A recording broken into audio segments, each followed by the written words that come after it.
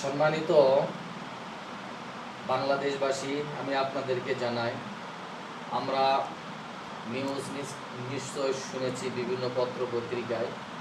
এইমাত্র আমরা একজন মসজিদের মুয়াজ্জিনের কাছ থেকে আমরা আওয়ামী লীগের কথা শুনব।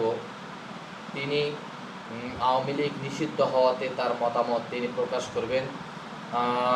চাচা, আওয়ামী লীগ যে নিষিদ্ধ হয়েছে এতে আপনি খুশি না বেজার? আলহামদুলিল্লাহ, আমি অত্যন্ত খুশি যে জাতিকে শেষ করে দিছে, কারণ এর দল করার কোনো এখতিয়ার নেই এই দেশে।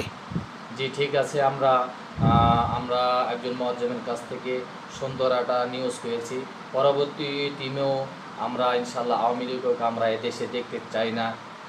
ইনশাল্লাহ সকলেই এটা শেয়ার করবেন বেশি বেশি করে, সারা পৃথিবীতে কমেন্ট সাবস্ক্রাইব করে আমাদের সঙ্গে থাকবেন। আসসালামু আলাইকুম। ওয়ালাইকুম আসসালাম।